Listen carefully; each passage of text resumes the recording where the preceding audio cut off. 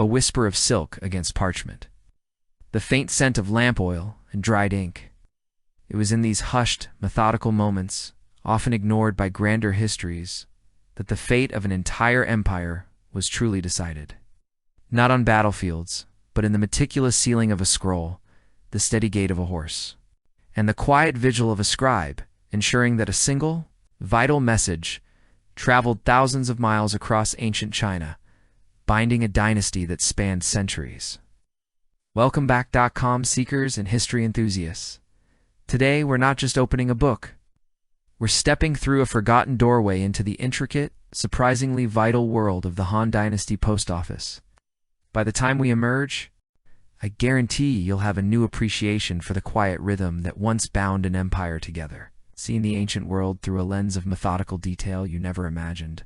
I guess, if you find peace and wonder in these deep dives into the forgotten corners of history, and want to ensure you never miss another journey, please take a moment to gently press that subscribe button. It truly helps these stories find their way to more curious minds. Now, let us turn the pages back to millennia, to the soft glow of dawn at a relay station, as the ancient world slowly awakens. The soft glow of dawn gives way now to the vast, encompassing structure that allowed such a scene to unfold day after day across an entire empire. Before we delve into the quiet movements of a single relay station, it is essential to understand the sheer ingenuity and scale of the system that connected every one of them. We must first appreciate the bureaucratic backbone, the unseen sinews and arteries that pulsed with the lifeblood of Han administration. Imagine, if you will, an empire stretching from harsh northern steppes to the lush southern rice paddies, from the eastern coasts to the rugged western reaches of the Silk Road, an empire at its peak, home to over 60 million souls. Governed by a centralized authority from its magnificent capital, Chang'an, or later Luoyang. How, in a world without telegraphs, without railways, without even paved roads as we know them, could such an immense and diverse territory be effectively managed? The answer, friends, lies in the meticulously organized, deeply entrenched, and ceaselessly active postal system of the Han Dynasty. It was not merely a convenience. It was the very nervous system of the state, indispensable for its survival and prosperity. The Han postal system, known by its two primary components, U and Yi, was a marvel of ancient logistics. The U system primarily referred to foot couriers and their accompanying stations, handling lighter, less urgent dispatches and extending into more remote areas where horses might not easily traverse. These stations were often smaller, more numerous, and maintained by local communities. Serving as vital capillaries in the vast network, they were the silent, tireless workers who often initiated the journey off a message from a distant village or a local magistrate. Then there was the Yi system, the celebrated relay stations and horse couriers. This was the expressway of the ancient world, designed for speed and efficiency. Yi stations were strategically placed along major imperial roads, typically about 10 to 15 miles apart, a distance carefully chosen to allow a swift horse to cover it without undue fatigue before being exchanged for a fresh mount.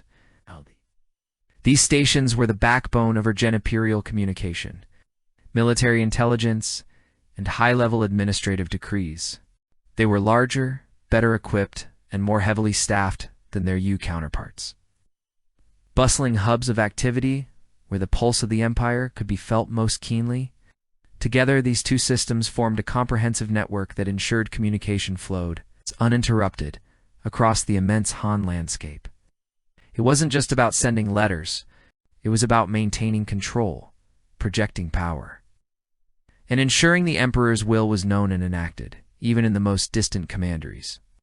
Without this intricate web, the decentralized feudal states that preceded the Qin and early Han would surely have re-emerged, fragmenting the hard-won unity of the empire. Now, let's consider the geography. The Han emperors invested significantly in infrastructure. A vast network of post roads or imperial roads crisscrossed the empire, radiating from the capital. These weren't always perfectly paved, but they were maintained, cleared, and designed for efficient travel. Alongside these roads, especially on critical routes, trees were often planted to offer shade, mark the path, and even serve as distance markers, a tranquil green tunnel for the weary traveler and the urgent courier alike. Imagine the visual of these tree-lined avenues stretching to the horizon, a testament to human order imposed upon the natural world, silently guiding the flow of information. Who, you might ask, held the reins of this colossal operation? At the highest level, oversight of the postal system, particularly the ye-horse relays, fell under the ministry of the Grand Coachman, or Taipu. This was a powerful and prestigious ministry, responsible not only for imperial chariots and stables, but also for the critical infrastructure of communication and transportation that relied heavily on horses. It was a clear indication of how vital the postal system was viewed. Placed under the purview of a ministry that literally facilitated the movement of the emperor and the state. But the Taipu didn't manage every single station. The administration was a beautifully complex blend of central authority and local responsibility. At the provincial and commandery levels, local officials, from governors down to county magistrates, were directly responsible for maintaining the yu and yi stations within their jurisdiction. This meant ensuring that stations were adequately stocked with horses, fodder, and supplies, that staff were paid and managed, and that the roads leading to and from them were in good repair. It was a constant balancing act, demanding resources and meticulous record-keeping from officials often far removed from the capital's direct gaze. Their performance in managing these vital links directly reflected on their competence and loyalty. Delay in imperial mail could have severe consequences for a local administrator. Funding for this vast enterprise came, as one might expect, from the imperial treasury and local tax revenues. Maintaining horses is expensive. Feeding and housing staff requires resources. Repairing roads is a continuous task. The empire understood that these were not optional expenses, but foundational investments in its own stability. Every province contributed, every commandery played its part, pooling resources to maintain this lifeblood of communication. What kind of messages traversed this elaborate network? Primarily, the Han postal system was dedicated to official communication. This included, most critically, imperial edicts, the emperor's direct commands and pronouncements, which would be swiftly dispatched across the empire, bearing the weight of ultimate authority. Imagine the solemnity as a scroll, sealed with the imperial cipher, would arrive at a distant magistrate's office, bringing news of new laws, policies, or appointments. These edicts were the very voice of the Son of Heaven. Then there were the memorials, petitions, and reports from officials to the emperor. Every magistrate, every general, every minister was expected to regularly report on affairs in their jurisdiction, offer policy suggestions, or even lodge complaints. These documents, ranging from detailed census figures to urgent military intelligence, were meticulously prepared, sealed, and entrusted to the swift couriers, forming a continuous stream of information flowing back to the capital, informing the emperor's decisions and allowing him to maintain a finger on the pulse of his vast domain. Military dispatches held a special urgency. In an era of constant border skirmishes and potential rebellions, swift and accurate communication from the front lines was paramount. News of troop movements, enemy incursions, victories, or defeats needed to reach the capital and other military commands with the utmost speed. For such urgent messages, couriers would carry special tallies or flags indicating the highest priority, sometimes riding day and night, changing horses at every yi station without delay, their lives often literally depending on their speed and resilience. Beyond these critical communications, the system also carried mundane but equally vital administrative data, taxation records, census figures for population management and conscription, reports on agricultural yields, and official correspondence between various government bureaus. It was the vast bureaucratic data stream of the ancient world, enabling the empire to gather information, make informed decisions, coordinate its immense administrative machinery. While primarily for official use, there is evidence that on occasion, private letters could be carried, particularly for high-ranking officials who might leverage their connections or perhaps even pay a fee for the privilege of attaching personal correspondence to an official dispatch. However, this was the exception, not the rule. The imperial post was for imperial business, a clear distinction that underscored its serious purpose. Now, let's turn our attention to the unsung heroes of this system, the personnel. The heart of it all were the couriers themselves, the yofu and yufu. These individuals were not ordinary travelers. They were trained professionals, imbued with a sense of duty and urgency. Horse couriers, in particular, were selected for their riding skills, endurance, and reliability. They often carried a special badge or tally, confirming their official status and authority. Towed men fresh horses and assistants at relay stations. Imagine the dedication of these men, sometimes riding for days on end through scorching summers and biting winters. Across treacherous mountain passes and desolate plains, their bodies aching, their minds focused solely on the precious message they carried. They were the human conduits of imperial power, the living connection between distant lands and the emperor's court. But the couriers were only one part of the human machinery.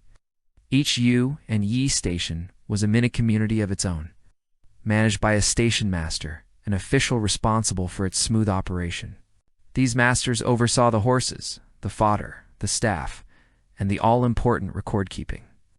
They were the gatekeepers, ensuring that messages were correctly logged, assigned to the next courier, and dispatched without delay.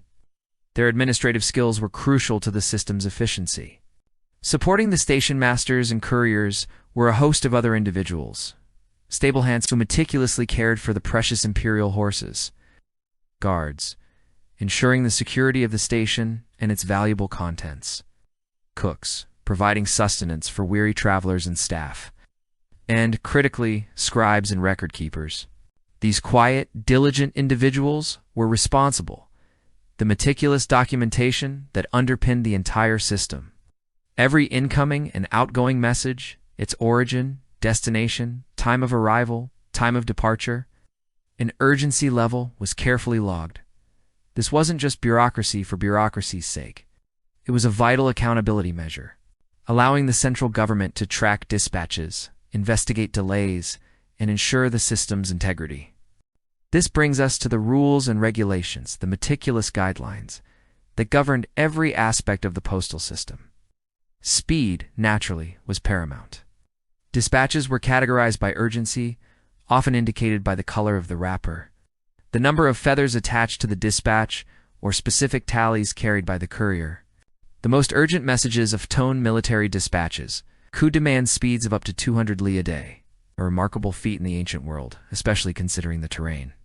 Other, less urgent messages might travel at a more leisurely 100 li per day. These speed requirements were not suggestions, were strict mandates, and failure to meet them without legitimate cause could lead to severe penalties. Security was another critical concern. Dispatches, especially imperial edicts and military intelligence, were meticulously sealed. Often, multiple seals were used, sometimes with a distinctive clay or wax impression, to prevent tampering. The courier was responsible for the integrity of the seal, and any sign of a broken or disturbed seal would immediately raise alarm bells. This elaborate sealing process was a primitive but effective form of encryption, ensuring the authenticity and confidentiality of the message. The system was also buttressed by a robust system of accountability and, when necessary, punishment. Delays, loss of dispatches, or any form of malfeasance by couriers or station staff were taken very seriously. Punishments could range from fines to imprisonment or even more severe penalties. Depending on the gravity of the offense and the importance of the lost or delayed message, this strict disciplinary framework instilled a deep sense of responsibility in all who served the postal system, ensuring its remarkable reliability.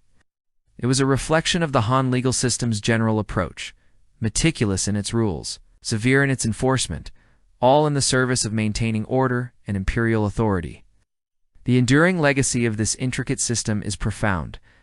Economically, while not designed for private commerce, the stability and unity it fostered undoubtedly facilitated trade by ensuring a secure and administered realm. Merchants could operate with greater confidence within an empire that was effectively governed. Socially, it reinforced the central authority, ensuring that the emperor's reach extended to every corner, binding disparate peoples and regions into a cohesive whole. It shaped the landscape with its roads and stations, and impacted local communities who had to support and maintain them.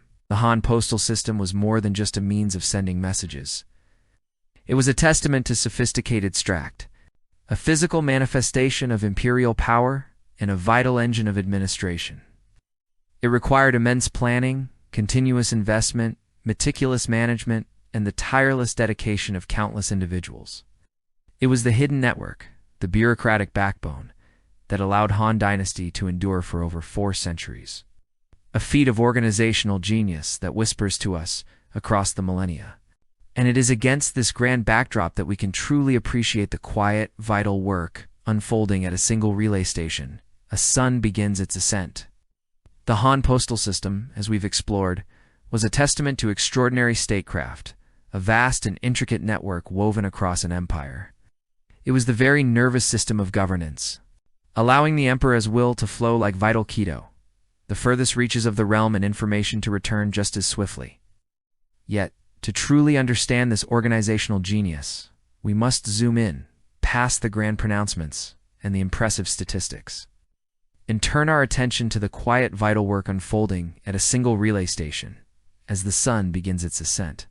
This is where the grand machinery of empire connected to the calloused hands and steady breaths of dedicated individuals, where the abstract idea of communication became a tangible, daily reality. Imagine, if you will, a world before the relentless glow of electric lights, before the ceaseless hum of machinery. In this world, the dawn does not merely announce a new day. It is a gradual, deliberate unveiling, a slow drawing back of night's dark curtain. Dawn at the relay station, preparing for the day's ride. It is still profoundly dark, perhaps an hour or so before true dawn. The air, crisp and biting, caristhy, scent of damp earth, a faint echo of wood smoke from last night's fires, the unmistakable, comforting aroma of horses. Within the sturdy, walled compound of a Han Dynasty relay station, the world is hushed, a deep quiet, broken only by the occasional snort from a stable, the rustle of straw, or the distant sleepy call of a rooster that has mistaken a sliver of moon for the coming sun. The vast, starry sky above is still a breathtaking tapestry, undimmed by the rising light, casting the world in shades of indigo and slate.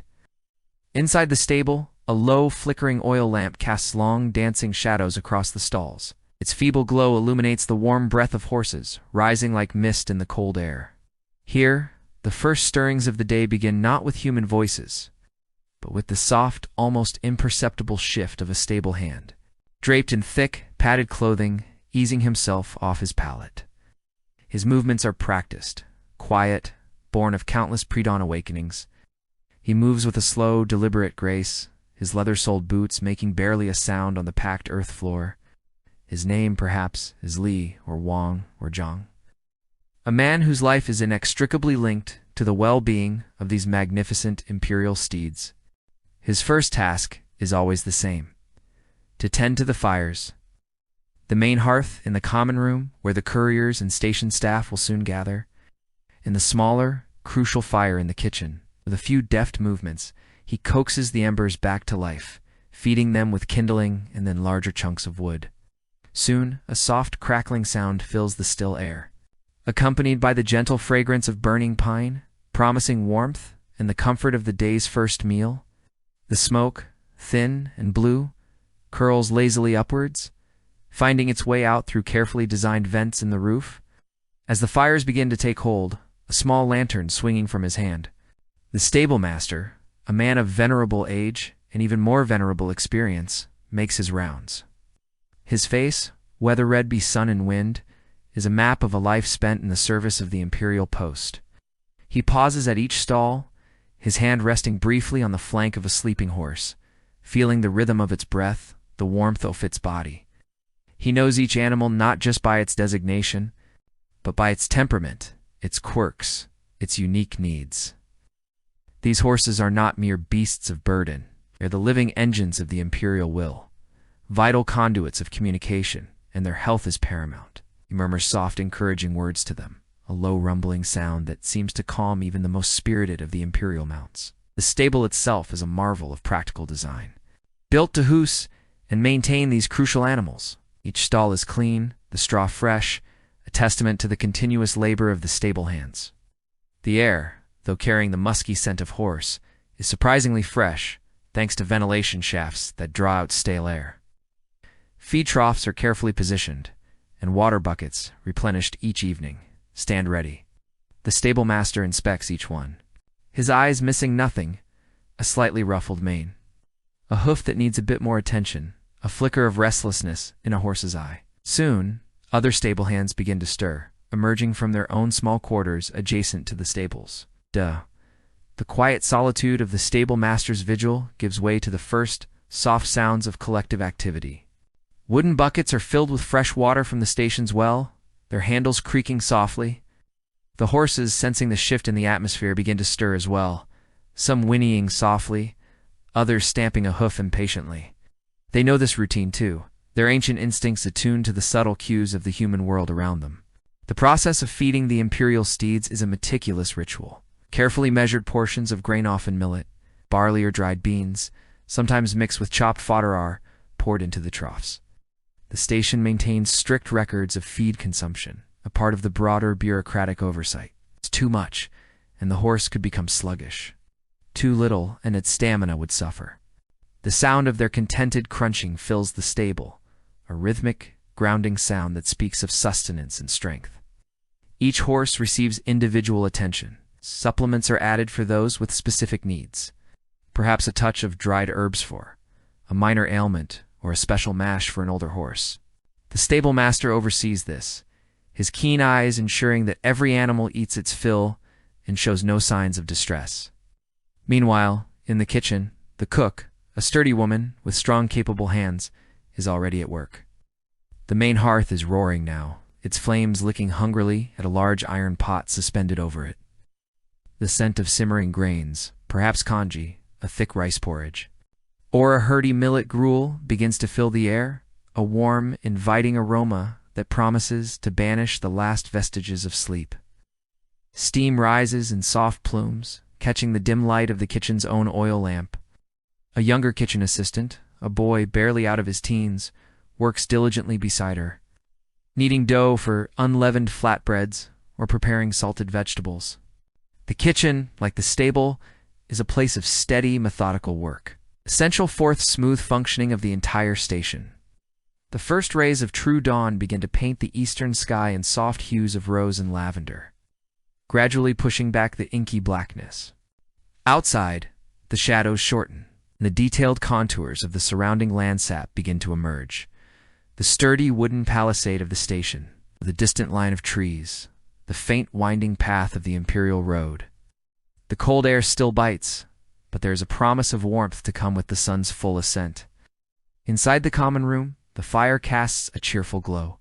The station chief, a stern but fair man whose authority is absolute within the compound walls, is usually the next to appear. He sits by the fire, perhaps sipping a cup of hot water or weak tea, reviewing a bamboo slip that details the day's outgoing dispatches and the expected arrivals. He is the nerve center of this small, vital outpost, responsible for everything from the upkeep of the buildings to the morale of his staff, and most critically, the flawless transmission of imperial messages. Soon, the couriers themselves begin to trickle into the common room. These are the emperor's eyes and ears on the road, theliving links in the communication chain. Their faces are often lean, hardened by exposure, but their eyes are sharp and intelligent. They are typically dressed in practical, durable clothing, often padded for warmth against the elements. A young courier, perhaps named Chen, sits down by the fire, rubbing his hands together to chase away the chill. He feels the familiar mix of anticipation and a quiet sense of duty that precedes every ride. He stretches, flexing muscles that will soon be engaged in horrors of strenuous riding. He might pull out a small, intricately carved wooden charm, a personal token of good fortune, and touch it briefly before tucking it back into his tunic. Breakfast is served, a simple but fortifying meal. Bowl-soft steaming congee or gruel are passed around, often accompanied by salted vegetables, preserved eggs, or the freshly baked flatbreads. The food is plain, designed for sustenance rather than luxury, providing the energy needed for a day on the road. The couriers eat silently, focused, mentally preparing for the journey ahead. They might exchange a few quiet words about the weather, the condition of the road, or a recent bandit report. But the atmosphere is largely one of calm. While the humans are sustained back in the stables, the grooming process has begun. This is more than just aesthetics. It is a vital part of horse care and an early warning system for potential health issues. Stable hands move with long, rhythmic strokes, brushing the horse's coats until they gleam. Ouch. They meticulously clean out hooves, checking for stones or injuries, and inspect legs and joints for any swelling or tenderness. A seasoned stable hand can detect the slightest limp or hint of discomfort, recognizing that a sound horse is a fast horse. A fast horse ensures the swift delivery of imperial messages. The soft swish of brushes, the occasional click of a hoofpick, and the gentle snorts of the horse create a soothing, almost hypnotic rhythm in the stable. Next comes the careful fitting of the tack. Each saddle is a piece of practical engineering designed for both the comfort of the horse and the endurance of the rider. Made from sturdy wood, often covered in leather, they are checked for any wear or damage. The felt or padded cloth placed beneath the saddle is also inspected, ensuring it will prevent chafing. Bridles are examined, the leather straps supple and strong, the metal bits polished. Stirrups, typically made of iron and often covered in leather for grip and warmth, are attached and adjusted. Everything must be in perfect working order. A broken strap or a poorly fitted saddle could mean disaster on the road, delaying critical dispatches and potentially endangering the courier. The stable master personally oversees this, his experienced hands running over every buckle and strap, testing its strength. A critical piece of equipment is the special dispatch pouch, known as a gongwendai or something similar, designed specifically for imperial messages. It is typically made of robust, often oiled or waxed leather, rendering it largely waterproof and highly durable. Inside, multiple compartments ensure that different types of documents can be organized. The pouch is secured with strong ties and, crucially, often fitted with a lock or a unique sealing mechanism to prevent tampering. It will be strapped securely to the courier's back or to the horse's saddle, depending on its size and the nature of the journey, making it easily accessible but also extremely safe. While the physical preparations are underway, in a separate, smaller room, the station's scriptorium or administrative office, the clerk is meticulously reviewing the outgoing dispatches. This room is usually quieter, lit by the steady glow of another oil lamp, its light reflecting off the smooth surfaces of bamboo slips and rolls of fine silk. The air here smells faintly of ink and paper. The clerk, often an educated scholar who maintains careful records, consults a dispatch manifest. This document lists each message, its destination, its priority, and the expected courier. He checks each physical dispatch against the manifest, ensuring nothing is missing, nozzles are broken. The imperial seals are of paramount importance. Each official document carries the seal of the originating office, and upon arrival at the relay station for forwarding, it often receives another seal, a transit seal, to denote its passage and integrity. These seals, often made of jade, bronze, or clay pressed into soft wax or clay pellets, are the ancient world's equivalent of cryptographic security. They signify authenticity and prevent unauthorized access or alteration. The clerk, with steady hands, examines each seal, ensuring it is intact and bears the correct impression. For new dispatches being sent out from the station, he carefully applies the station's own seal, a symbol of its official responsibility for the messages on war journey. The soft, satisfying thump as the seal is pressed into the yielding clay or wax is a small but significant sound in the quiet morning. The wind whips past Chin's ears, bringing with it the scent of dew-kissed grasses and the earthy tang of the road. As he rides, his eyes, trained and sharp, scan the horizon. He isn't just seeing the landscape, he's reading it, anticipating challenges, finding landmarks that tell him where he is and where he's going. Years on the road have honed this skill in him to near perfection.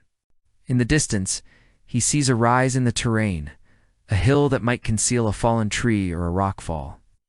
This is his first obstacle, and already he's formulating a plan. Adjusting his grip on the reins, he guides his horse into a more efficient pace, gathering speed.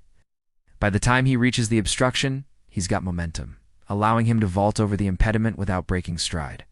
His horse snorts, shaking its head clear of any dislodged flies as it lands. Chen, unfazed, continues on, maintaining his relentless pace. Behind him, the hill falls back, receding into the landscape, Time for Chen is as precious as the dispatches he carries. Speed isn't just about covering miles, it's about minimizing delays, reducing the chances of problems. The farther he rides, the better. He eats and drinks sparingly, aware that each morsel is weight that slows him down. Water, precious and necessary, is dosed carefully. Just enough to keep him from dehydration, not so much that it adds unnecessary bulk. Makes no fires, taking only cold meat and dried fruit to stave off hunger.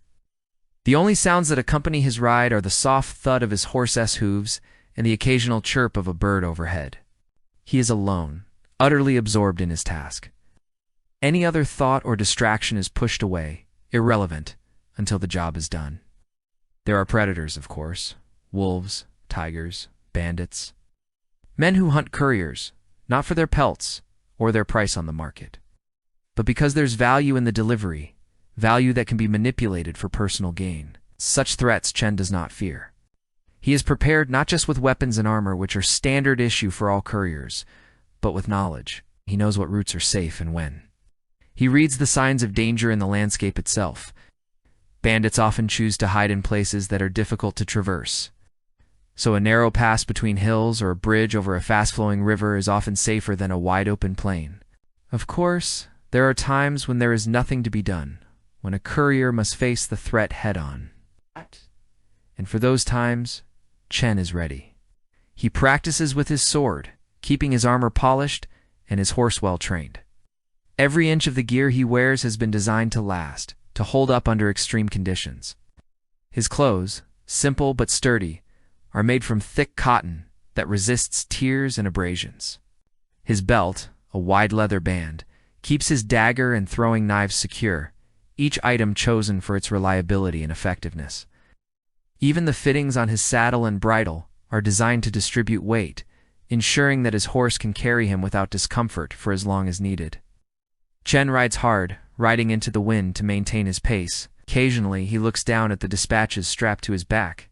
Their leathery smell and the feel of their weight against his shoulders remind him of his mission-esque gravity. What if a sudden storm hits? Flooding rivers, torrential rains, winds that threaten to unseat him? He thinks of these potential adversities, planning in advance for their occurrence. He checks the condition of his pack straps, ensuring the load remains secure. He tests his equipment, making sure everything is in perfect working order. He knows that breakdowns happen when you least expect them, so he keeps an eye on his horse, watching for signs of exhaustion or injury. If the horse tires, he knows how to apply the emergency treatments, how to coax the animal to keep going. But ideally, he prefers to press on, pushing himself and his horse to their limits. When the sky darkens, Chen doesn't panic. He's ridden in storms before. Each one is a challenge, but also an opportunity to test his skills. The rain, which threatens to soak him to the bone, is simply another element to navigate. The thunder and lightning are the backdrop to his relentless progress. As the days turn into nights, the cold seeps into his bones. Under such conditions, survival becomes primal. Shivering isn't just about discomfort. It's about the risk of hypothermia, so Chen adapts. He pulls his cloak tighter, tucking it under his belt to create a windbreak. He uses his saddlebag as a pillow, hugging it close for added warmth. Sleep under such conditions isn't restful, but he manages, fueled by a potent mix of necessity and duty. Every night he wakes before dawn, stiff and aching, but ready to start again.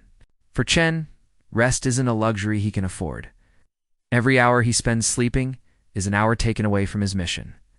So instead, he rides on, battling not just the elements, but the toll it takes on his body. Sometimes for weeks at a time, he subsists on little more than dried fruit and the occasional bowl of watery soup. Sleep is stolen in snatches. Moments of blessed oblivion snatched between spurring his horse on.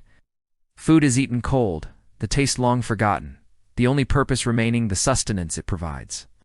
Water is rationed, sipped carefully, never enough to slake his thirst. For Chen, there is no room for discomfort or surrender. He pushes himself and his horse relentlessly onward, living on a diet of hardtack and dried meat. Sleep is a rare luxury, snatched in moments of stolen oblivion between the urgent demands of the road. But Chen is resolute. His dedication to his duty knows no bounds, no matter the privation. He is the epitome of the single-minded courier, a testament to human endurance. There are moments when Chen questions his lot, when the loneliness presses in on him like a physical weight, when the endless road seems to mock his efforts, when the lack of human contact leaves him hollow.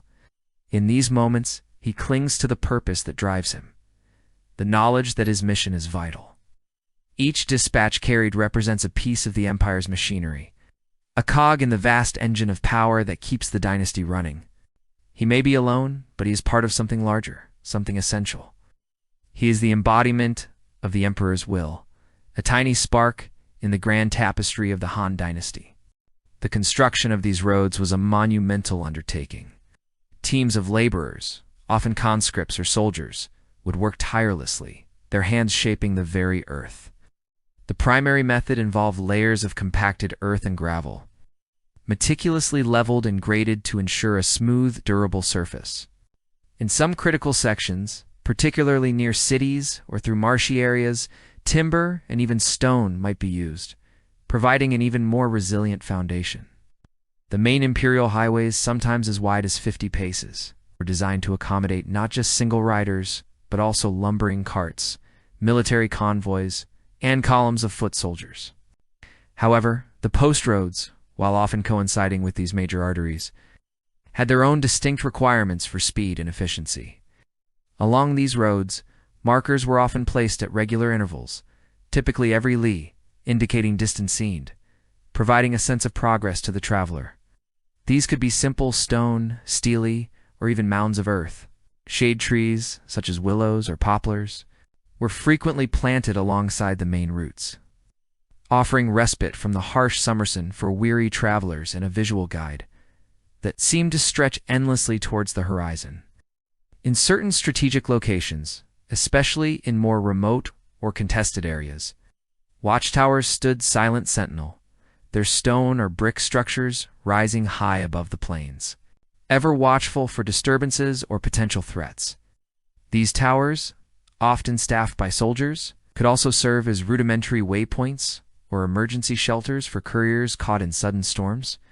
The imperial road under Qin's horse was remarkably well maintained for this section of his journey, testament to its importance. The packed earth offered a firm, resilient surface, allowing his horse to maintain a brisk canter without fear of stumbling.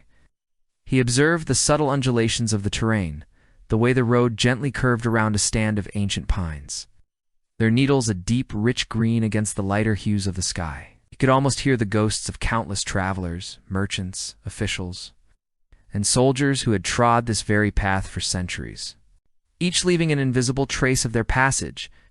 For the postal system, these roads were absolutely indispensable. They allowed messages to travel with unprecedented speed across an empire that spanned thousands of miles. Without them, the vast distances would have rendered centralized control impossible, and the Han Dynasty, for all its might, would have fragmented. They were the very sinews of governance, binding together distant provinces, relaying imperial decrees, tax notices, military orders, and reports back to the capital. They were thesalent, steadfast witnesses to the daily pulse of a colossal civilization. The quality of the horses themselves was as crucial as the roads they traversed. The Han Dynasty placed immense value on its equines, understanding that swift communication and military might depended on a robust and well-managed horse population. While various breeds were utilized, the common postal horse was often a sturdy, resilient Mongolian pony or a similar hardy local breed. These horses, though not always possessing the majestic stature of the legendary heavenly horses from the West, were perfectly suited for the grueling demands of the postal service. They were renowned for their endurance, their ability to cover long distances at a sustained pace, and their shoe-footedness over varied terrain. At each relay station, a fresh mount would be waiting, a system designed to push horses to their limits for a short, intense burst, rather than gradually exhausting a single animal over an impossible distance. This fresh horse system was the ingenious heart of the Han postal speed. Chen's current mount was a sturdy bay, its muscles rippling beneath a sleek, well-groomed coat. He could feel its power, its eager responsiveness to his subtle shifts in weight, and the light pressure of the reins. These horses were accustomed to being ridden hard, their training ingrained from an early age, making them efficient, tireless engines of communication. Their care was paramount. Skilled stable hands at each station would meticulously groom, feed, and check the health of every horse, ensuring they were always in peak condition for their vital duties. Regular veterinary care, as understood in the Han era, was also provided, recognizing the value of these animals. Chen himself was clad in practical, durable clothing, typically made of tough hemp or coarse silk, designed to withstand the rigors of the road and the changing weather. His tunic was cinched at the waist, allowing for ease of movement, and sturdy trousers protected his legs. His boots, made of thick leather, were well worn but well maintained, offering good grip in the stirrups and cushioning against the constant vibration of the ride. The dispatch pouch, crafted from thick, waterproofed leather, was securely fastened across his back, nestled between his shoulders. It was a constant, weighty reminder of his purpose. Its contents, a scroll, perhaps several, meticulously sealed with wax and bound with cords, bearing the imperial seal. This pouch was his most precious cargo, protected above all else. For personal effects he carried little: a small waterskin, a pouch of dried rations like preserved meat or grain cakes for emergencies, and perhaps a small short sword or a sturdy dagger tucked into his belt. While direct bandit attacks on imperial couriers were rare due to the severe penalties involved, the weapon served as a deterrent and a last resort against wild animals or unforeseen dangers on the more desolate stretches of road. As the sun climbed higher, casting long, sharp shadows, the initial exhilaration of the ride began to temper into a focused, almost meditative rhythm. The landscape slowly shifted from cultivated fields to more rugged, untamed scrubland. The sounds of distant farm animals gave way to the chirping of insects and the occasional call of a bird. The wind, once cool, now carried the increasing warmth of the day, hinting at the hours of riding still ahead. This was the true core of a courier's journey: a solitary vigil, constant negotiation with the elements, and the relentless passage of time. The challenges were manifold and ever-present. Weather was a constant adversary. Rain could turn the meticulously maintained roads into slick, muddy quagmires, slowing progress to a crawl and making every hoof fall a potential hazard. Winter brought biting winds, sleet and snow, obscuring paths and freezing fingers and toes, demanding extraordinary resilience from both rider and horse. The searing heat of summer, especially in the northern plains, could be equally debilitating, causing dust storms that blinded and choked, or simply draining strength with its oppressive, relentless embrace. Chen had ridden through it all, learning to read the sky and the subtle changes in the air, knowing when to push and when to seek temporary shelter. The terrain itself was another challenge. While main roads aimed for the most direct and manageable routes, they inevitably traversed a diverse geography. Mountains, though often avoided by primary arteries, sometimes presented unavoidable passes, demanding steep ascents and treacherous descents, where a single misstep could be fatal. River crossings, depending on the season and the river's temperament, could range from simple fords to the necessity of ferries, adding delays and logistical complexities. Bridges, where they existed, were marvels of engineering, but also potential bottlenecks.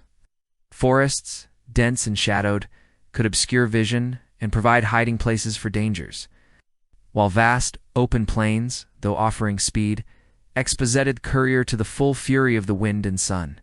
And then there were the dangers, both human and animal. While the imperial roads were generally safer than lesser paths, the occasional bandit group, desperate and daring, might target isolated travelers. A courier, though not typically carrying vast wealth, was a symbol of imperial authority and a potential target if their dispatch was believed to contain valuable information. More often, however, the threat came from wild animals, wolves in forested regions, or even larger, more unpredictable creatures in the remote wilderness. Chen's short sword was not just for show. It was a silent promise of defense.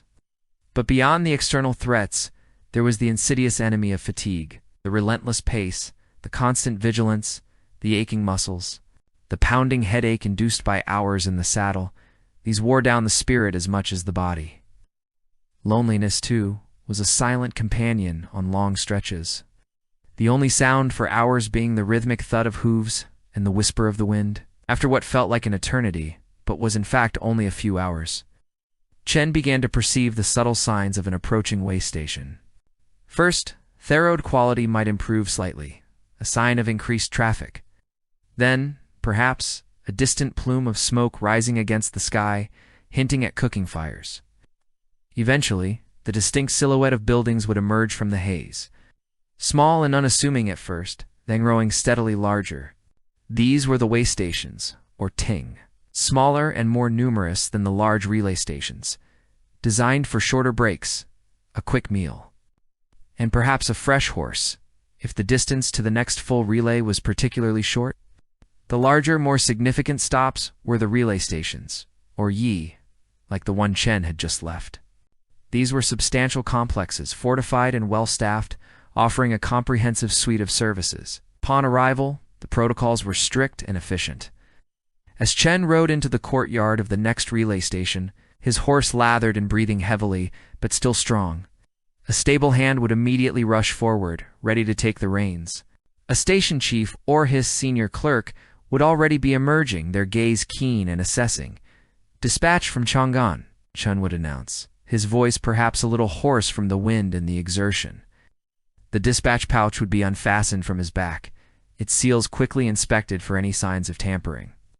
A record would be made in the station's ledgers, detailing the time of arrival, the courier's name, the origin and destination of the dispatch, and the condition of the seals. This meticulous record-keeping was crucial, creating an unbroken chain of accountability that stretched from the capital to the farthest reaches of the empire. Any discrepancy, any delay could lead to severe consequences. While his dispatch was being processed, Chen would be led to a designated area for couriers. Here a hot meal would be waiting, perhaps a steaming bowl of millet porridge or noodles, accompanied by pickled vegetables and a piece of cured meat. Hugh would quench his thirst with tea or water, feeling the warmth spread through his weary body. There was little time for lingering, however. His mission was not yet complete. While he ate, the stable hands would be tending to his incoming horse, rubbing it down, watering and feeding it, ensuring its recovery. Simultaneously, a fresh, eager horse would be saddled and brought forth, its muscles primed and ready for the next leg of the journey. The relay station staff were an essential, often unsung part of the postal system. Stable hands, strong and knowledgeable, understood the nuances of equine care. The cooks, often women, provided nourishing meals that revitalized tired travelers. The clerks, diligent and precise, maintained its vital ledgers, their brushstrokes forming the quiet script of imperial administration. And overseeing it all was the station chief, a figure of authority and responsibility, tasked with ensuring the smooth and efficient operation of his post, a critical cog in the vast imperial machine. He was the guardian of the station, responsible for its supplies, its personnel, and, most importantly, the integrity and speed of the imperial mail that passed through his hands. Within moments of finishing his meal, sometimes even before, Chen would be ready to depart again. The new horse, fresh and powerful, would feel different beneath him. Its gait perhaps unfamiliar for the first few moments, but quickly adapting to his expert handling. The dispatch pouch, now containing new scrolls, perhaps the original one destined for a further distant location, would be securely fastened to his back. A final glance at the station chief, a quick acknowledgement. And then Chen would once again urge his horse through the heavy gates, which would open and close with a familiar, resonant thud. This cycle of intense riding, swift arrival, efficient processing, and immediate departure was the essence of the Han postal system. Couriers like Chen were the living conduits of imperial will, their body sand horses transformed into instruments of speed. Their dedication was absolute. Delays could mean anything from a missed opportunity to a lost battle. From an uncollected tax to an uprising that spread unchecked, consequences of failure were severe, including demotion, public flogging, or even execution for gross negligence. This instilled a profound sense of duty, a recognition that the weight of the empire, in a very real sense, rested upon their speed and reliability. Wow. The speed expectations were extraordinary. For military or imperial dispatches, couriers were expected to cover distances that might seem unbelievable even today, without modern transportation. Distances of 250 li or more in a single day, roughly 100 to 120 kilometers, or 60 to 75 miles, were not uncommon for the most urgent messages. Often requiring couriers to ride through the night, routine messages moved at a more sedate but still impressive pace of around 50 to 100 li per day. This system allowed the Han court to exert remarkably rapid control over its vast territories, enabling swift responses to crises, efficient administration, and the coordinated movement of armies. Chen, now astride his new horse, settled into the familiar rhythm once more. The sun was well into its afternoon arc, casting the light in a different, more golden hue. The air, warmer now, carried the scent of dust and distant fields. He was a silent, moving speck on the grand canvas of the Han Dynasty, a thread in the intricate tapestry of imperial communication. His journey, repeated countless times by countless couriers across generations, was more than just riding a horse along a road. It was the very pulse of an empire, a testament to the human spirit's capacity for endurance and the quiet, unwavering dedication required to bind a world together. Each stride of his horse was a beat in the heart of the Han, a testament to a system that, despite its apparent simplicity, was one of the most sophisticated and effective communication networks of the ancient world. As Chen rode, a silent, moving speck on the grand canvas of the Han Dynasty, carrying the very pulse of an empire within his satchel, other scenes were unfolding. Equally vital, equally steeped in the quiet dedication that bound their world together, for every message speeding along a dusty road, there was a point of origin and a point of processing, a place where the words were given form, secured, and recorded. This silent crucible of communication was the scriptorium, a room within the larger post house, often unassuming, yet vibrating with the focused energy of empire. Imagine, if you will, stepping out of the bright, open air, leaving behind the calls of vendors and the rumble of cartwheels, and entering the calm, hushed sanctuary of a Han Dynasty scriptorium. The air instantly feels different, cooler, perhaps carrying the subtle, earthy scent of aging wood, dried ink, and the faint, sweet aroma of rolled bamboo. Sunlight, softened, by the deep eaves of the building, filters through a high, latticed window, painting quiet patterns of light and shadow across the packed earth floor. It is here, within these tranquil walls, that the raw data of an empire, the decrees, the reports. The military orders are transformed into official dispatches. Each word a carefully rendered stroke, each seal a promise of authenticity.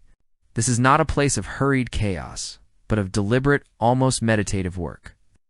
The only sounds are the rustle of cloth, the soft scrape of a brush on bamboo, the almost imperceptible tap-tap of an inkstone being prepared. Men, usually a small handful of them, are bent over low tables or working at standing desks, their concentration absolute, their movements precise and economical.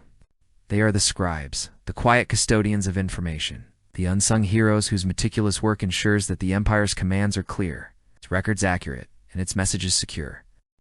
Let us meet one such scribe, a man we shall call Master Li.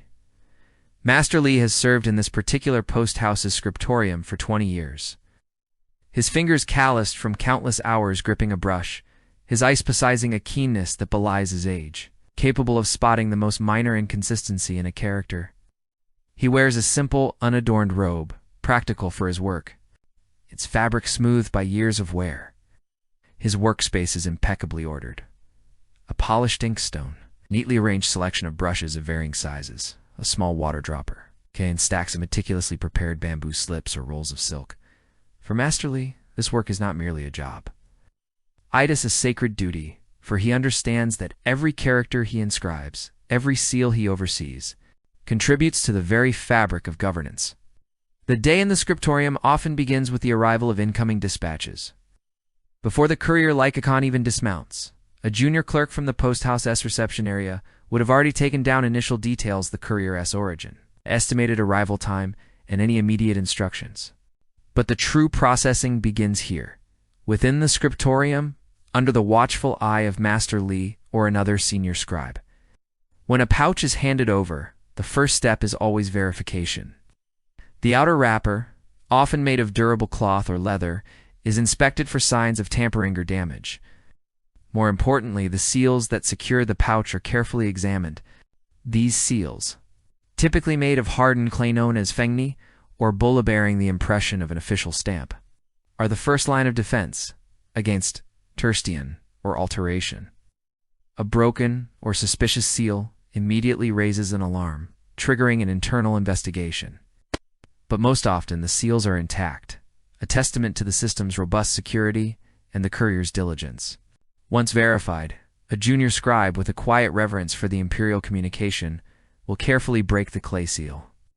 The dispatch is then unrolled or unwrapped. If it is a collection of bamboo slips, they are meticulously laid out in order, their connecting curds checked for integrity. If it is silk, it is smoothed flat on the table. Every detail matters. The contents are not yet read for meaning by the junior scribe. Rather, they are first checked against the attached manifest, if one exists, confirming that all components of the dispatch are present. Then comes the critical process of logging. Each incoming dispatch is recorded in a large, bound Lejora testament to the Han Dynasty's sophisticated bureaucracy. With a fresh brush dipped in rich black ink, the scribe carefully notes the date and time of arrival, the courier's name, the point of origin, stated destination, and the nature of the dispatch, for example, military report, administrative decree, tax collection audis. Brief description of the contents might also be included, ensuring that a comprehensive trail exists for every piece of information traversing the empire. This ledger is not just a record. It is a historical document in the making, tracing the arteries of imperial power, preserving the movements of information through time.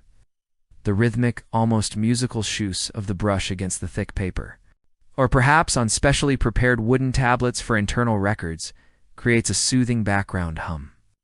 Once each incoming dispatch is logged, its journey within the post house takes one of several paths. Urgent messages might be immediately dispatched to their local recipient, regional governor, a military commander, while others might be stored securely awaiting further instructions, or, more commonly, trigger the creation of new, outgoing dispatches. It is this creation of outgoing dispatches that forms the heart of the scriptorium's daily work, a meticulous dance of ink and intention. Let us pivot our gaze to the preparation of outgoing mail. When a local official needs to send a report to the capital, or a commander dispatches orders to a subordinate unit, these messages often arrive at the post house in a preliminary, sometimes less formal state. They might be rough notes on a wooden tablet, a dictated message, or a draft written by a lesser clerk.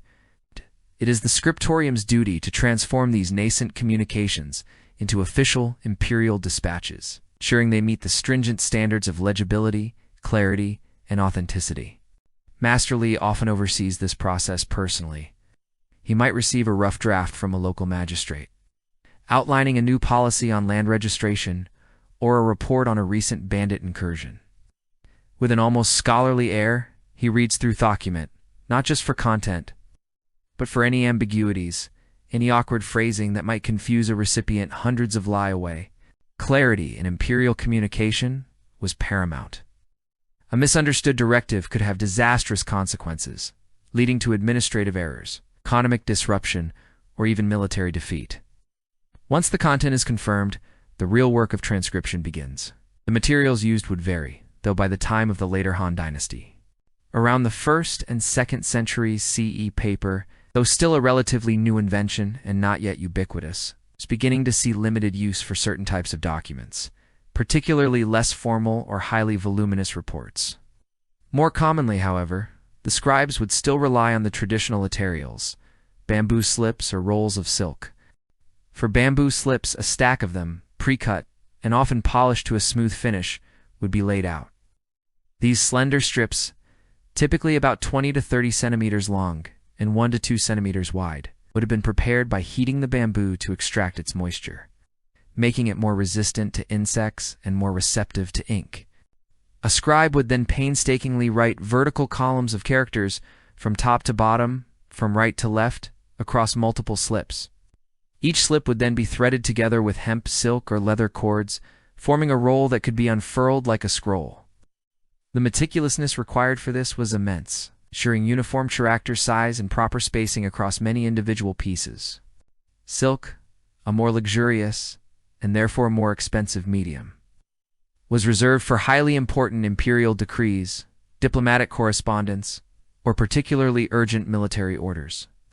Writing on silk was a delicate art. The fabric, stretched taut, demanded a light, sure hand, as any mistake could not easily be erased. The ink would bleed if the brush was held too long, or if the silk was not properly prepared.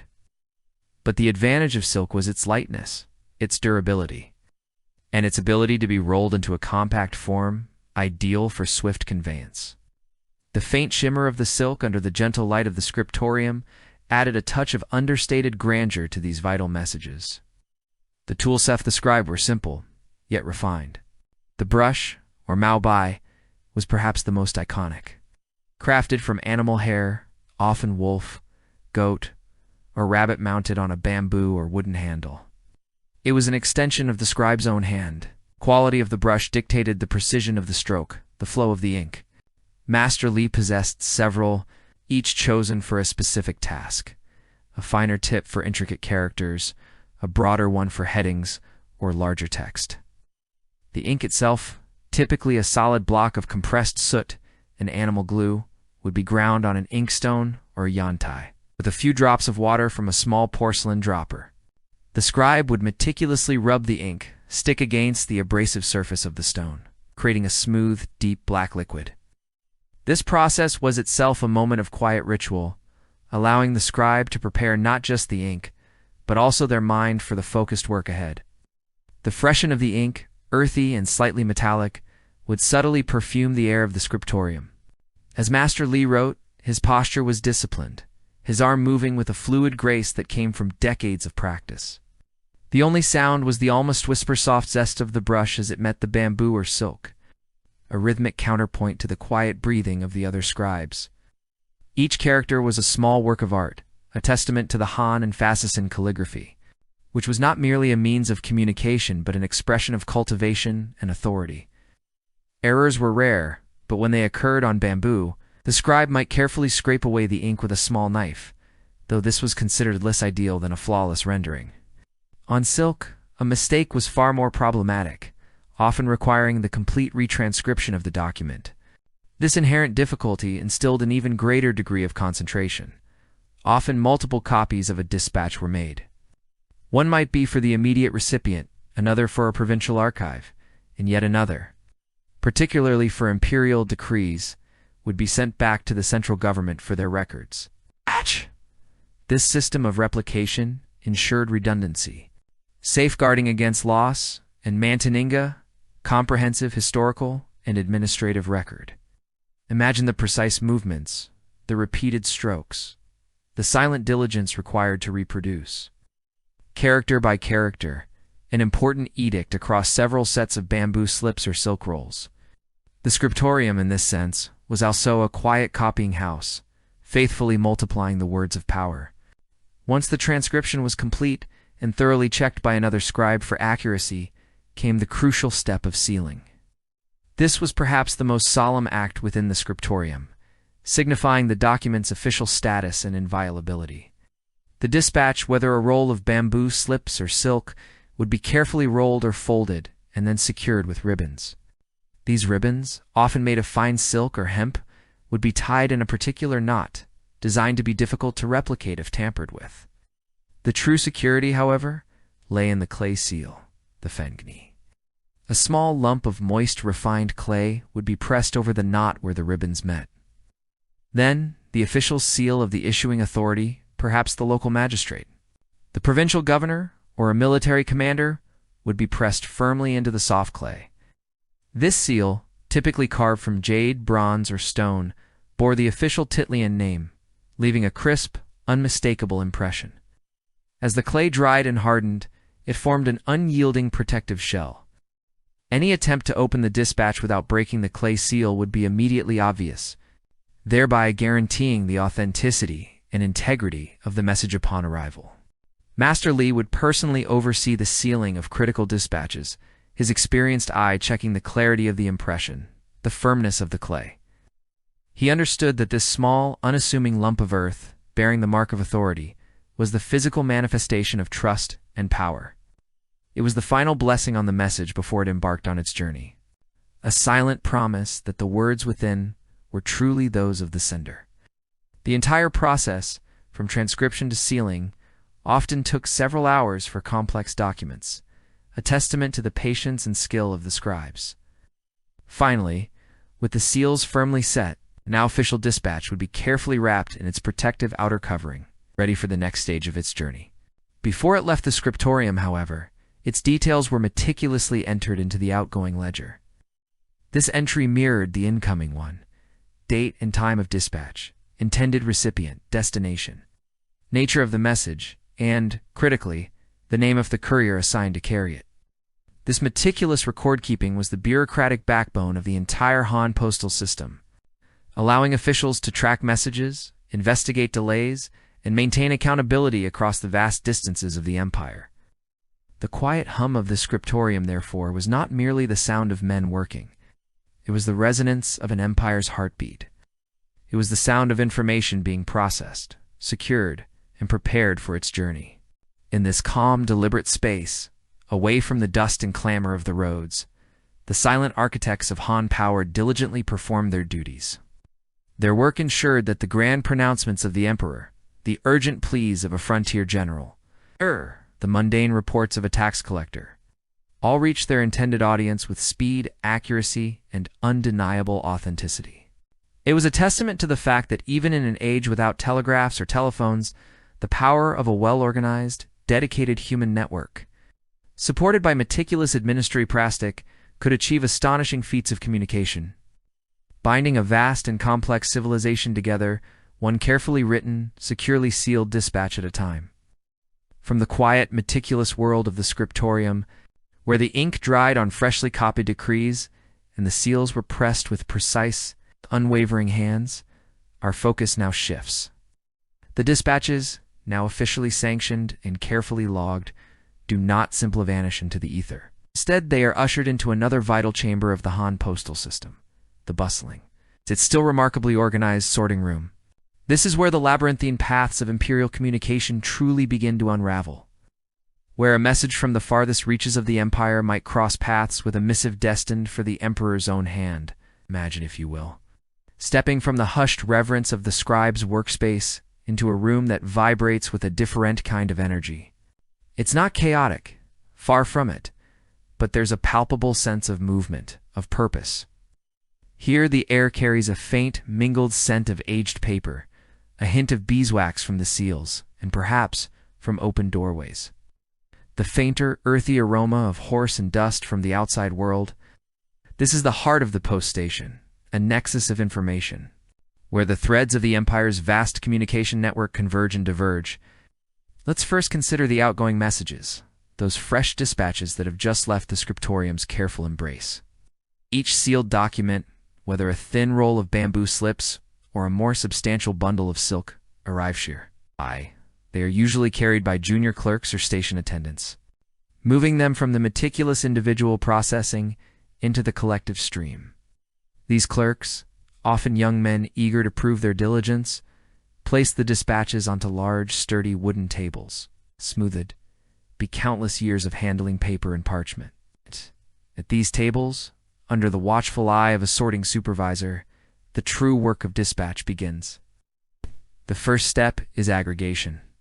Dispatches aren't sent out willy-nilly. Efficiency demands grouping. Clerks carefully examine the outer wrapping or accompanying tags, which clearly indicate the intended destination, and often the urgency. Imagine stacks beginning to form. One for the northern garrisons, another for the southern provinces, a third for the various ministries within the capital itself. It's a geographical puzzle, constantly being solved and resolved with each new arrival. The prioritization of messages is paramount in this stage. Not all dispatches are created equal. An urgent military report from a frontier general, detailing a potential barbarian incursion, cannot wait for a routine tax assessment from a distant prefecture. The Han system had subtle yet effective ways of signaling this urgency. Some dispatches might be bound with a distinctive color of silk ribbon, a visual cue instantly recognized by the sorting clerks. Others might have a special, more elaborate imperial seal or an explicit instruction penned on the outer wrapper, such as urgent imperial edict, 诏书急件, 诏书急件. These high-priority messages would be immediately set aside, given precedence in the bundling process, and marked for the swiftest available courier. They were the express mail of the ancient world, demanding immediate attention and the fastest possible transit. Once categorized by destination and urgency, the dispatches are then prepared for bundling. For a single courier journeying to a specific region, multiple messages heading in that general direction would group together. This wasn't merely about saving space. It was about optimizing the courier's load and ensuring that one journey served many purposes. Imagine the clerks carefully arranging rolls of bamboo, perhaps placing smaller, delicate silk letters within larger, more robust bamboo containers for protection. These bundles would then be wrapped securely, often in durable oiled cloth or leather, to protect them from the elements, dust, rain, and the occasional splash from a river crossing.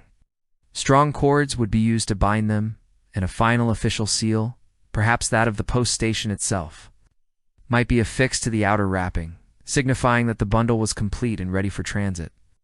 Each completed bundle, or even a particular Lemopert single dispatch, would then have its details meticulously entered into an outgoing manifest.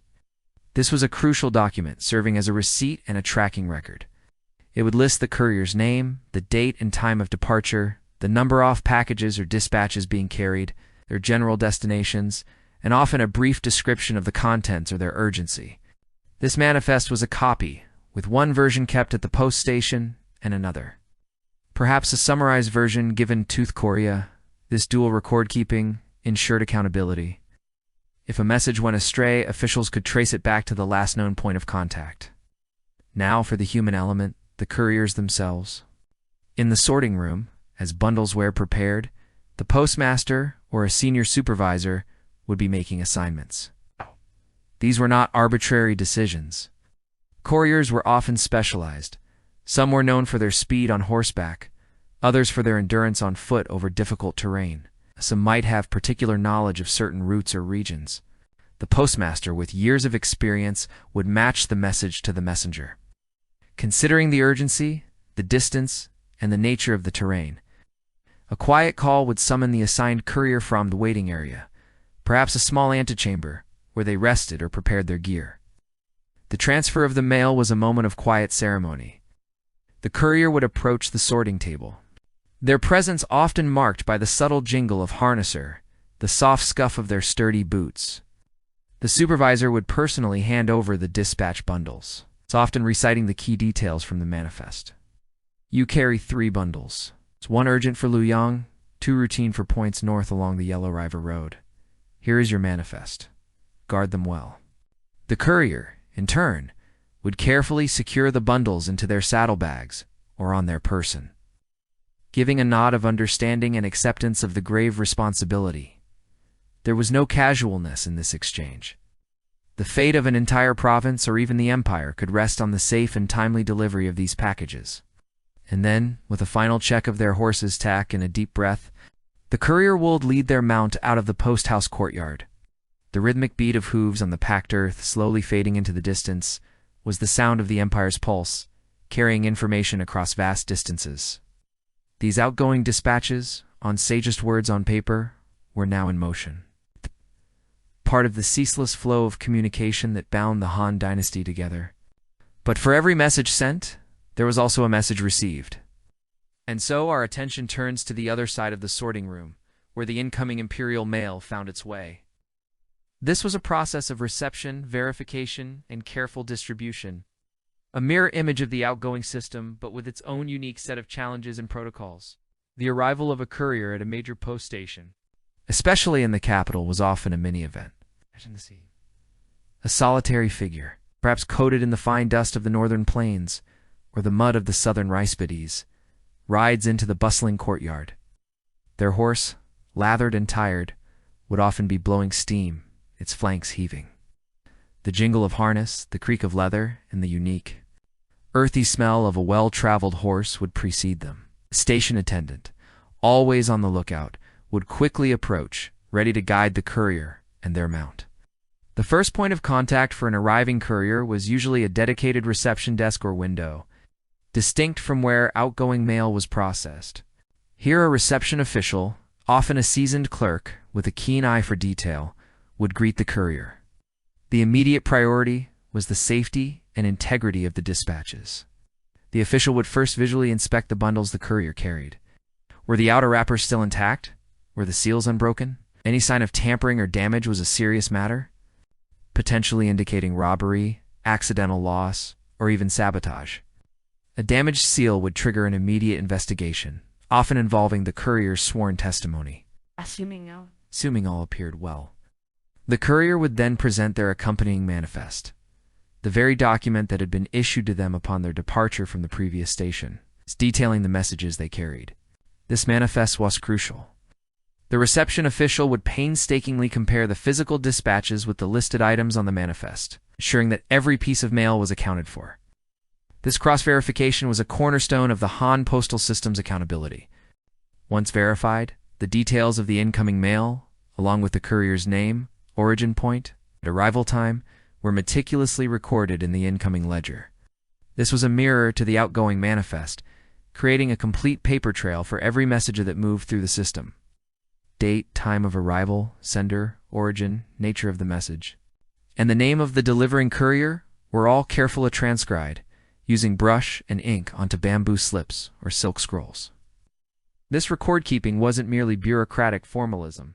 It was the foundation of the empire's ability to track critical information, to identify bottlenecks, and to hold individuals accountable for delays or losses. With the initial logging complete, the actual sorting of the incoming mail would begin. The bundles would be untied, the outer wrappings carefully removed, and the individual dispatches laid out. This is where the categorization became critical.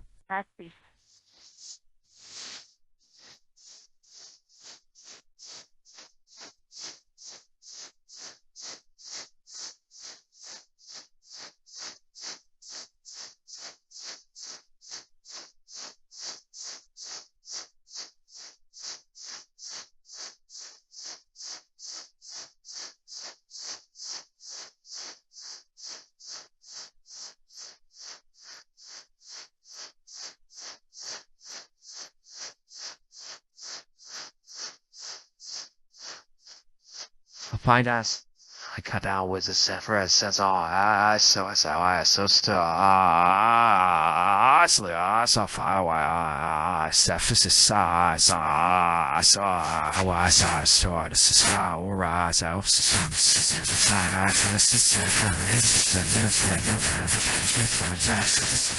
Imagine large, clearly labeled bins or compartments made of wood or wicker, arranged around the sorting area. Each bin might be designated for a different imperial ministry, a specific palace department, or even a particular high-ranking official. Urgency once again played a pivotal role. Any dispatch bearing the mark of urgent imperial edict or top priority military report would be immediately set aside. These were not placed in bins buttware. Instead, hand-carried by a dedicated messenger directly to the appropriate high-ranking official or palace eunuch. The speed of these specific deliveries was paramount, often determining the course of military campaigns or the fate of political maneuverings. For truly critical messages, special runners known for their swiftness and reliability would be employed for the final leg of the journey within the capital. These young men, often light-footed and agile, would navigate the crowded streets and palace corridors, ensuring that imperial messages reached their intended recipient with utmost speed. Routine provincial reports, tax documents, and less time-sensitive administrative messages would be sorted into their respective departmental bins. For example, reports on harvests and population statistics would go to the Ministry of Agriculture, while legal judgments and petitions would be directed to the Ministry of Justice. This methodical sorting ensured that the vast amount of information flowing into the capital was efficiently distributed to the relevant governmental bodies, preventing information overload and ensuring that each department received precisely what it needed to function. The physical act of sorting itself was a quiet, almost meditative process. Clerks, with their robes rustling softly, would move around the tables, their fingers deftly handling bamboo slips, feeling through weight and texture of the different materials. There would be a soft rustle of paper, the faint click of bamboo, and the quiet murmuring of names and departments as messages were identified and placed. The air might smell faintly of thorough dust that still clung to some of the bundles, mixed with the cleaner, more academic scent of the post house itself. Once sorted, the messages destined for various ministries or officials within the capital would be gathered. These might be bundled again, albeit into smaller, more localized packages, and then handed over to the network of local runners or junior clerks responsible for intracity delivery. These individuals formed the final link in the communication chain, carrying the messages from the post station directly to the offices and residences of their recipients. Their routes would be well established, their movements efficient, ensuring that even a message that had traveled thousands of li did not falter in the last crucial steps to its final destination. Meanwhile, the courier who had brought the messages would not simply vanish. Their duty for the moment was done, but the post station also served as a vital hub for rest and resupply. The tired horse would be led to the stables, where grooms would attend to its needs: fresh water, fodder, and a thorough rubdown. The courier themselves would be offered a meal, a place to rest, and perhaps the opportunity to replenish their own supplies. This integrated system ensured that the human and animal assets of the postal network were well maintained, ready for their next assignment, whether it was to return to their home station or to take on a new set of dispatches for a different route. The sheer volume of mail handled in a major Han Dynasty post house, particularly in the imperial capital, must have been staggering. Imagine thousands of individual dispatches and hundreds of bundles passing through these sorting tables every single day. The efficiency of the system, therefore, was not accidental. It was the product of meticulous planning, rigorous training, and an unshakable commitment to the principles of order and accountability. The role of the chief postmaster, or the supervisor of the sorting operations. In this complex dance, of incoming and outgoing messages cannot be overstated. This individual was the conductor of this silent orchestra of information. They possessed an encyclopedic knowledge of routes, an understanding of the empire's administrative structure, and a keen sense of priority. They could, with a glance, discern the urgency of a message, the reliability of a courier, or the most efficient way to group dispatches. Their presence, often calm and authoritative, was the anchor in the subtle bustle of the sorting room, ensuring that every piece of mail, from the most mundane report to the most earth-shattering imperial decree, was handled with the appropriate speed, care, and precision. Then came the meticulous cleaning. Grooming brushes, often made of stiff animal hair or woven plant fibers, be used to vigorously brush away the caked mud and dust, revealing the horse's true coat beneath. This wasn't merely for aesthetics. It was crucial for the horse's health, stimulating blood flow and preventing skin irritations that could lead to more serious problems on long journeys. The stable hands would often speak in low, soothing tones to the animals as they worked, a quiet murmur of encouragement and care. After thorough grooming, the horses were led to the watering troughs, large stone basins or sturdy wooden barrels filled with fresh water.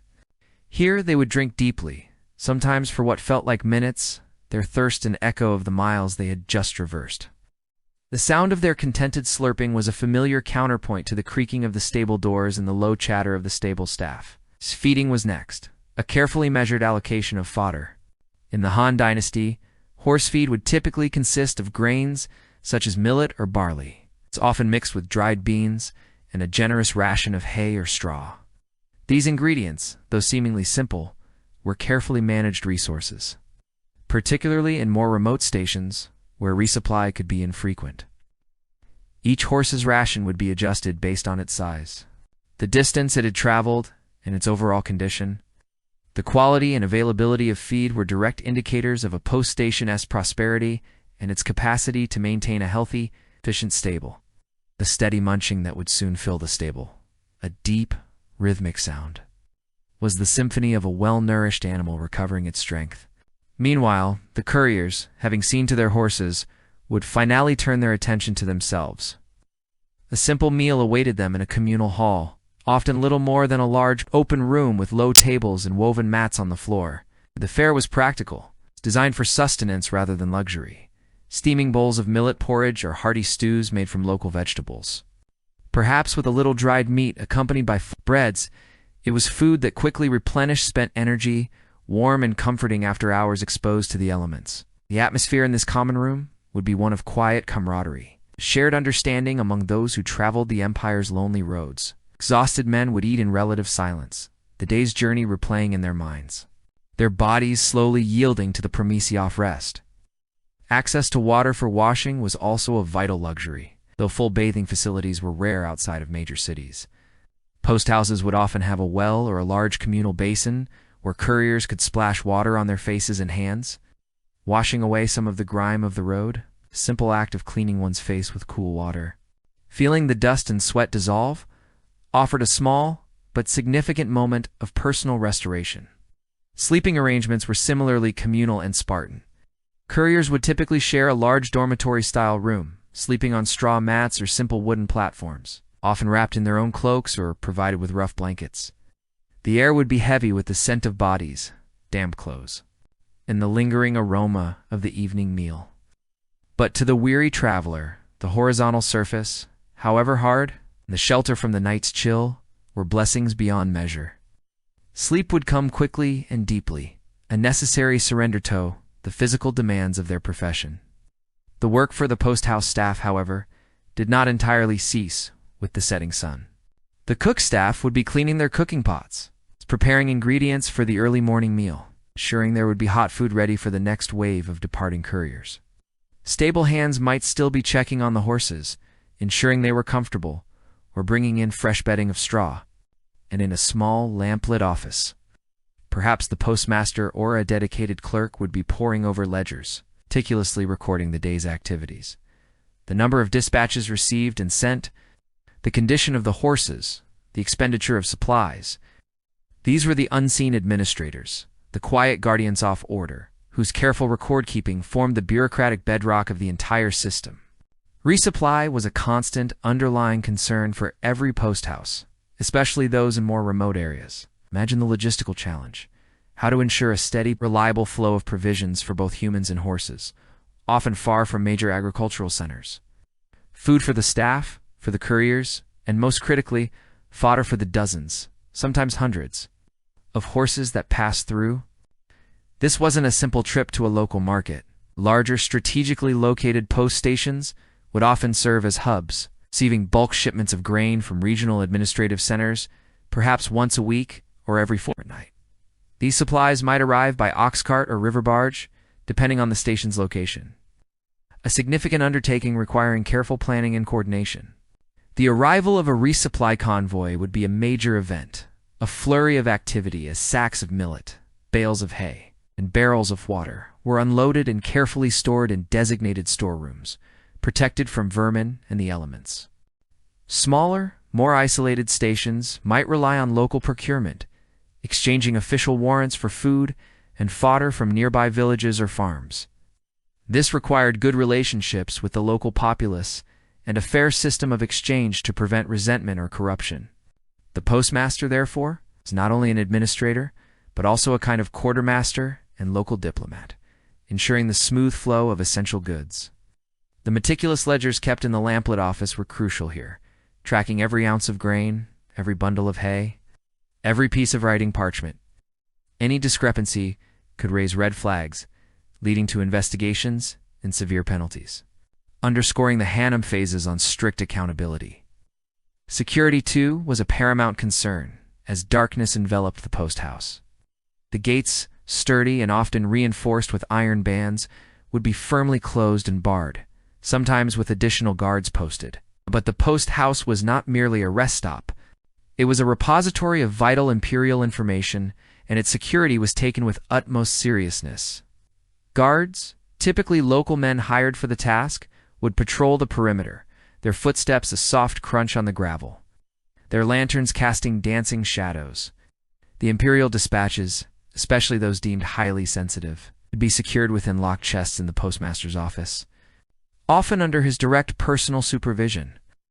These precautions were not just against bandits, but also against any potential spies or disloyal elements who might seek to intercept or tamper with the Empire's communications. The atmosphere of the post house at night, once the initial bustle of arrivals had subsided, would settle into a unique abode of quiet vigilance and deep restorative peace. The only sounds might be the occasional stamp of a horse's hoof in the stable, the distant cry of a night bird, or the gentle whisper of the wind through the eaves. The dim glow of lanterns in the windows would cast a warm, inviting light into the otherwise impenetrable darkness of the Han countryside. A small oasis of human activity and imperial order in a vast, untamed landscape. The smell of wood smoke from the cook fires, slowly dying down, would intermingle with the earthy aroma of damp soil, fresh hay, and the distant, familiar scent of the stables. It was an environment designed for efficiency, but one that, by necessity, also provided comfort and a sense of shared purpose to those who served the Empire's communication needs. Yet, even in the quietest hours of the night, the preparations for the next day were subtly underway. Fresh horses, rested and fed, would be tethered in readiness for the first light of dawn. Their bridles and saddles would be inspected and laid out, gleaming faintly in the lamplight. The stable hands, after a few hours of sleep, would be among the first to stir, rekindling fires and beginning the morning feed, their movements already anticipating the renewed flurry of activity. The cook staff would be back at their posts, preparing steaming bowls of gruel and flatbread for the couriers who would soon be roused. In the postmaster's office, the outgoing dispatches, meticulously sorted and sealed the previous evening, would be retrieved from their secure storage, ready to be handed off to the next wave of riders. This cyclical routine, repeated day after day, night after night, was the very heartbeat of the Han Dynasty's communication system. The evening at the post house was not merely an end to a day's labor, but an essential interlude, a crucial period of recovery and preparation that ensured the unbroken flow of information across the sprawling empire. It was in these quiet moments of rest and resupply, under the watchful eyes of the postmaster and his dedicated staff, that the system recharged itself, ready to face the demands of another day, ready to once again send its human and equine envoys streaking across the landscape, binding the distant reaches of the empire to its vibrant, powerful heart, the steady rhythm of the night, the careful tending to details, and the silent preparations were all integral parts of this grand design, ensuring that the vital currents of governance would continue to flow seamlessly and without interruption. And so, as the final embers glowed in the hearths, and the last of the watchmen settled into their patrol, the post house would fall into a rhythm of quiet rest, a temporary lull before the next cycle of activity began. Beautiful in these tranquil hours, and indeed throughout every bustling day, there was another, less visible engine driving the intricate machinery of Han communication. This was the meticulous, unceasing work of the unseen administrators. The silent custodians of order ensured that every dispatch, every horse, and every courier contributed to the seamless operation of an empire. While the thundering hooves of couriers, the steaming breath of re-stead horses, and the bustling activity of the relay stations captured the more romantic image of the Han postal system. The true backbone of its enduring efficiency lay in the quiet, methodical world of paperwork. It was within the postmaster's office, often a Spartan room lit by flickering oil lamps, that the real power of organization was exercised. Here, amidst stacked bamboo slips, ink-stained brushes, and the earthy scent of drying clay seals, an intricate web of records was maintained, ensuring accountability, tracking resources, and binding the farthest reaches of the empire to its administrative heart. Imagine stepping into such an office at the post house. It might not possess the grandeur of a central government ministry. A scribe, perhaps with spectacles perched on his nose, might be hunched over a collection of slender bamboo slips, methodically inscribing characters with a fine brush. Each stroke was precise, each record a crucial piece of Thelajar puzzle. On a nearby shelf, rolls of silk or bundles of tied slips would represent the accumulated wisdom and logistical data of weeks, months, or even years. This wasn't just a place of quiet reflection. It was the nerve center where the pulse of the postal system was measured, recorded, and reported. The sheer scale of the Han Empire demanded an extraordinary level of administrative detail. Without accurate records, a system relying on hundreds of stations and thousands of personnel would quickly devolve into chaos. The most fundamental of these documents were the departure and arrival registers, known as Chuanlu. Each time a courier departed from a station, their name, the type of dispatch they carried, whether it was an urgent military message, an imperial decree, or routine administrative correspondence. Their destination and the exact time of their departure were painstakingly recorded. Upon their arrival at the next station, the process was reversed, noting the arrival time. This dual-entry system provided a vital layer of accountability. Delays could be instantly identified, and missing dispatches, should such a tragedy occur, could be traced back to their last known point of contact. This wasn't merely about tracking efficiency. It was about the very security of the Empire's vital information. Beyond the movement of messages, the postmasters and their administrative staff were responsible for an exhaustive inventory of the resources under their care. The horses, the very engines of the system, required meticulous record-keeping. Horse registers would detail each animal's age, its health status, its typical performance, and crucially, its feed consumption. Imagine the challenge of managing hundreds, if not thousands, of horses across an empire, ensuring each was properly fed, rested, and available when needed. These registers allowed for efficient rotation, preventing overexertion and ensuring a continuous supply of fresh mounts. It also helped in forecasting needs, allowing provincial authorities to plan for photo supplies and the replacement of aging animals. Then there were the supply inventories. Post House was a self-contained unit, but it relied on a constant stream of provisions. Food for the staff and couriers. Vast quantities of grain and hay for the horses, oil for the lamps, writing materials like bamboo slips, wooden tablets, and later paper, along with inkstones and brushes, and even basic maintenance tools. All had to be accounted for. The inventory lists were critical for preventing shortages, especially in remote or less fertile regions. Careful postmaster would predict needs, sending requests up the administrative chain long before supplies ran critically low, preventing any interruption in the flow of communication due to lack of resources. Of course, there were the financial ledgers. While many post houses might have operated on a system of imperial allocation rather than direct payments for every item, the expenditure of resources still needed careful documentation. Records of repairs to buildings, the cost of acquiring new horses, any special provisions, or even small stipends paid to temporary staff, all found their place in these ledgers. This financial accountability was not just about preventing corruption, though that was a constant concern in any large bureaucracy. It was about understanding the true cost of maintaining the imperial communication network and ensuring that funds were allocated efficiently from the central treasury. The quiet, often unsung heroes of this administrative layer were the scribes and clerks. They were not thoroughers who achieved glory by racing across the landscape, but their steady hands and sharp minds were equally indispensable. Their skill in calligraphy, their meticulous attention to detail, and their unwavering commitment to accuracy formed the bedrock of the entire system. An error in a record, a misstated dispatch, or a forgotten entry could have cascading effects, leading to delays, confusion, or even the misdirection of critical imperial intelligence. They worked under the soft glow of oil lamps late into the night, the rhythmic scratch of their brushes the only sound in the otherwise still office. Their dedication, a testament to the quiet power of bureaucracy. The materials themselves were a testament to the Han era's technological and logistical capabilities. Early records were predominantly kept on bamboo slips or wooden tablets. These slender strips, often bound together with cords to form a roll or a book, were durable but bulky. Imagine the sheer weight and volume of records accumulated over years at a busy post house.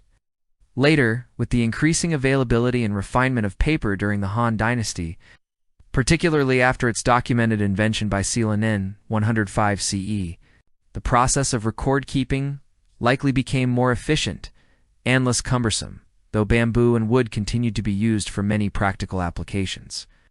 For special, urgent, or highly confidential dispatches, silk was sometimes used due to its lightness and ease of concealment, though its cost made it less common for everyday administrative records. Security was paramount. These records, whether detailing imperial decrees or tracking resource allocations, contained sensitive information. They were often stored in locked chests within the postmaster's office, and important documents might be further protected by being sealed with clay and impressed with an official seal, a visible deterrent against tampering.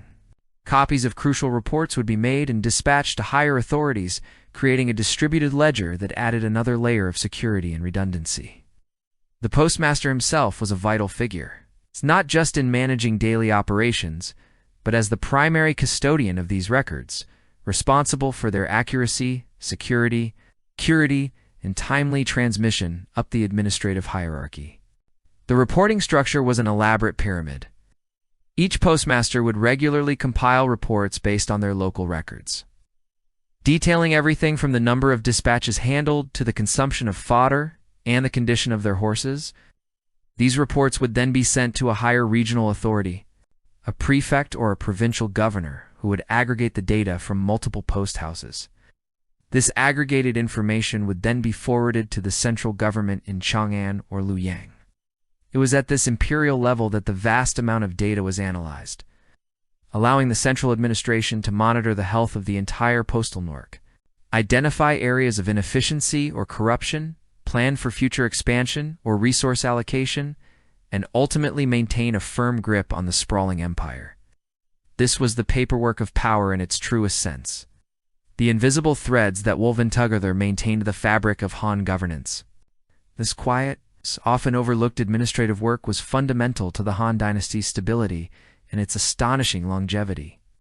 It was a testament to a highly organized bureaucratic state that understood the power of information and the necessity of managing it effectively. The individuals who performed these tasks, often hidden from the romanticized narratives of daring couriers, were nonetheless crucial cogs in a complex machine, ensuring that the vital currents of governance would continue to flow seamlessly and without interruption, sustained by their steady hands and meticulous attention to detail. We have journeyed together through a single day, and indeed, through the recurring cycles of days and nights. Within the sophisticated communication net of the Han Dynasty, we have witnessed the first stirrings of dawn, the preparations of couriers, and the care given to the horses. We've ridden alongside the messengers on dusty roads, glimpsed the quiet industry of the scriptorium, and understood the meticulous sorting of vital dispatches. We've rested at the post house as evening fell, and now we have uncovered the unseen, yet utterly essential. The administrative heart of the system, the diligent record-keeping that bound everything together. This boring history of the Han Dynasty Post Office, far from being dull, offers us a profoundly illuminating window into one of the most powerful and enduring empires in human history. It reveals a civilization not just defined by its grand palaces or its formidable armies, but by its extraordinary capacity for organization, its deep understanding of logistics, and its unwavering commitment to the systematic management of information. The Han postal system was, in essence, the nervous system of the empire, allowing the brain of central government to communicate with and control every distant limb and extremity. Consider its immense impact. This network enabled the imperial court to issue decrees that could reach the furthest provinces with remarkable speed for the era. Unifying laws and administration across diverse regions, it facilitated the rapid deployment of military forces, ensuring that rebellions could be quelled and borders defended effectively. It supported the intricate system of tax collection and resource management, allowing the central government to draw upon the wealth and labor of the entire realm. Perhaps most subtly, it helped to spread a common culture and a shared sense of identity, reinforcing the idea of a unified Han people under a single legitimate rule. Without such a robust and reliable system of communication, the vast Han Empire, stretching across millions of square miles and encompassing tens of millions of people, could simply not have endured for over 4 centuries. It would have fractured and crumbled, unable to maintain cohesion. The legacy of the Han postal system extends far beyond its own imperial boundaries. It laid a foundational blueprint for all subsequent Chinese dynasties, each of which would refine and adapt the system, but always building upon the principles established during the Han. The very concept of an organized, state-sponsored communication network designed for efficiency and accountability became an ingrained part of Chinese governance, enduring for nearly 2 millennia. While other great empires, such as the Romans with their cursus publicus or the Persians with their royal road, also developed impressive communication systems, the Han example stands as one of the most comprehensive and bureaucratically sophisticated of the ancient world. What, then, can we take away from this journey through the daily operations of an ancient post office. It is, first and foremost, a testament to the power of human ingenuity and cooperation. It reminds us that even the most formidable empires are built not just on grand visions and charismatic leaders, but on the tireless, often anonymous efforts of countless individuals: the stable hands, the cooks, the couriers, the scribes, and the postmasters, each playing a vital role in a shared endeavor. Their lives, often challenging and demanding, were intricately woven into the fabric of their time, contributing to something far larger than themselves. In our hyper-connected modern world, where messages traverse continents in milliseconds, it's easy to overlook the profound importance of communication in past eras. But by peering into the boring history of something as seemingly mundane as a post office, we gain a deeper appreciation for the foundational technologies and organizational structures that allowed civilizations to flourish. The quiet hum of an ancient postmaster's office, the rhythmic thud of hooves on a distant road, these echoes across millennia remind us of the enduring human need to connect, to govern, and to understand, binding the past to our present in a continuous narrative of human striving. The Han Dynasty Post Office was more than just a deliverer service. It was the sinews of an empire, a remarkable achievement that truly shaped history. And so, as the twilight settled over ancient China and the final dispatches were sealed and sent, the silent rhythm of the post office continued its essential work. It was a rhythm woven from the hoofbeats on dirt roads, the rustle of bamboo slips, the steady scratch of a brush on paper, and the quiet dedication of countless individuals. They were the unseen hands, the vigilant eyes, the weary legs that stitched together the vast tapestry of an empire, transforming mere distances into manageable connections. In our own era of instant global communication, it is perhaps in these boring corners of history that we find the most profound lessons. Lessons not of dramatic battles or grand pronouncements, but of the persistent, quiet ingenuity that allows societies to function, to grow, and to endure. The Han Dynasty Post Office, with its meticulous rules and tireless workers, stands as a testament to the fact that even the most seemingly mundane elements of bureaucracy can be the very foundation upon which civilization rests. It reminds us that every message, every connection, every shared understanding across time and space is built upon a legacy of countless efforts, echoing softly through the millennia, binding us all in the continuous narrative of human endeavor. Thank you for joining us on this gentle journey into the quiet hum of ancient history. If you found a moment of calm and curiosity with us tonight, please consider subscribing to Whisper Veil. Your support helps us uncover more forgotten tales and bring them to light. And if you are ready for another peaceful exploration, you will find other stories waiting for you right here. Till next time, may your own journey be filled with quiet wonder.